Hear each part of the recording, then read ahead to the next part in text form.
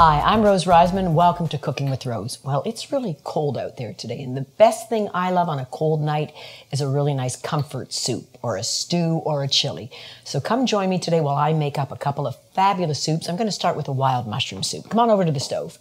So the first thing is mushrooms. You know, people will say, well, I don't love mushrooms, Rose. Well, because they're probably only trying the little button mushrooms. Let me show you all the different varieties you can have. Bet you don't know what this is. This is a king oyster mushroom. It's meaty. It tastes like a steak. Well, this in a soup gives it texture. And look at the white color. You'll end up with a lighter colored soup if that's all you want. But feel free to mix them up with, we've got some cremini mushrooms here. You can use portobello. You can use brown mushrooms. And throw in some of those button mushrooms if you really want. And for garnish, this is my favorite. These are the little enoki mushrooms, which are absolutely fantastic to use. So let's get started. I've got about 8 cups of mushrooms sauteing in a skillet here. You can hear that sizzling away. And I've only used a little bit of oil. That's one of the keys if you want to keep this to a healthy soup that we really like. Saute this up with a little oil, a little bit of garlic, and just what you want to do with mushrooms is not leave it till it's wet and there's oozing liquid in it. You want to evaporate all that extra liquid so that they're nice and dry like I have here. While that's cooking up, that's going to take you about 6 to 8 minutes. We're going to start sauteing the base of most soups, which is just onions, garlic. We've got some carrot. You can always toss in some celery too. And that's going to take you about 5 minutes. And then at that time, what we want to do is add these yummy mushrooms. And these are so delicious. We're going to add this just to our skillet and leave a few for garnish.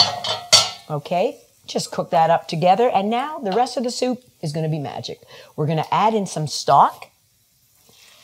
Okay, you can use a chicken or a vegetable stock. Even a beef stock is great. And now we're going to add in my magic ingredient, potatoes. Now, I keep forgetting, did I call this a mushroom soup or a potato soup? Actually, it's a mushroom soup, but I'm using potatoes because this is the secret to keeping this lower fat and healthier. I'm going to throw in a cup of potatoes. Yukon Gold is my favorite. Why? Because when we puree the soup, it is going to give it a silky, gorgeous texture that you're going to swear I put so much milk and butter into and I didn't any of that. So a little bit of pepper now. A little bit of salt. And again, lay low on the salt just because the stock has a fair amount of salt in it already. I like to add a little bit of dried rosemary to this. Okay. And then all you're going to do is bring this to a boil, cover it up, walk away, have some fun for 20 minutes until those potatoes get nice and soft. All right. And that's going to take a few minutes. And then you're going to follow me over to the food processor. So now our mushroom soup's perfectly cooked. Remember how the potato's nice and tender. We're going to throw it in a food processor. And we're going to add a little bit of milk, evaporated milk or stock to loosen it up. So let it get going like that. And then throw in some of our evaporated milk. Just like that. This is what's going to give it that creamy texture without adding the butter or the cream. Again, process it till it's nice and smooth. And then, voila, we have our beautiful puree here, which we're going to now pour into our soup bowl. I'm going to show you how we're going to garnish this. So this looks so special, they'll think you went to the fanciest restaurant to get it. Here we go. Pour it in. And I bet you forgot. Remember the mushrooms we left over? Don't forget that. We're going to throw some of those in. Now look how beautiful that starts to look. And then I like to get those little enoki mushrooms. I love a little bit of grated Parmesan cheese on top. Ooh, does that ever look good? A little bit of parsley, and you have got one of the best tasting soups ever. In the meantime, come on over and join me as I make my delicious potato corn chowder. Now, corn chowders are heavenly, and you'll find them in the southern states with cornbread and bacon and ham in them and lots of cream and butter. But I'm going to make one that tastes as delicious without feeling guilty afterwards. So the first thing I'm doing is sauteing some onions and some bell pepper, just with a little bit of garlic. It's always the basis of a soup, either bell pepper, celery, or carrots. Let that go until those bell peppers get nice and soft. And what you're actually doing is caramelizing those vegetables so there's a natural sweetness to the soup. Now what I want to do is take some corn niblets.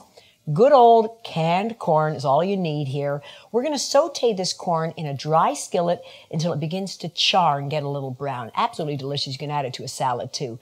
Then the key here is to take half of this mixture, just process it until it's chunky, add it back to the corn so you get texture. That texture is what's going to start to thicken the soup. So let's add that into our beautiful bell pepper mixture already. And now we're going to add our classic stock. Let it be chicken or vegetarian stock. Doesn't really matter, whatever you prefer. And just add enough of that in. We're adding about a couple of cups into there. And now I want to add my potato. Remember, it is a potato chowder as well. And again, I love a Yukon Gold. Why? Because it's creamy. If you can see, it's got a dark yellow, and that's a real smooth, buttery texture. And again, since I'm not adding butter and cream, I want that buttery texture. So we're going to bring this to a boil, and you're going to actually let that simmer about 15 minutes until the potatoes get soft. After that, we're going to add a little spice to your life. Let's get a little bit of hot chili sauce in, or just use a real thing, a nice jalapeno. I don't use the seeds unless you're a real hot lover, and if you are, then use the seeds.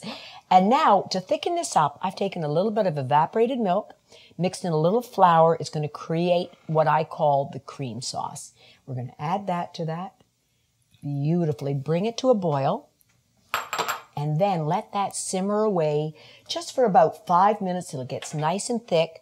Always a little bit of salt and pepper, but again, we don't want to overdo it with the salt, just because you got enough salt in the stock already. A little bit of pepper, and you have got one of the nicest chowders. You won't need that cornbread either. Just have a nice salad with it.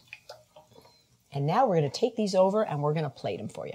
So now we've got our potato corn chowder ready to be plated up, and that was a really quick one. Remember all the delicious potatoes and corn and red bell pepper?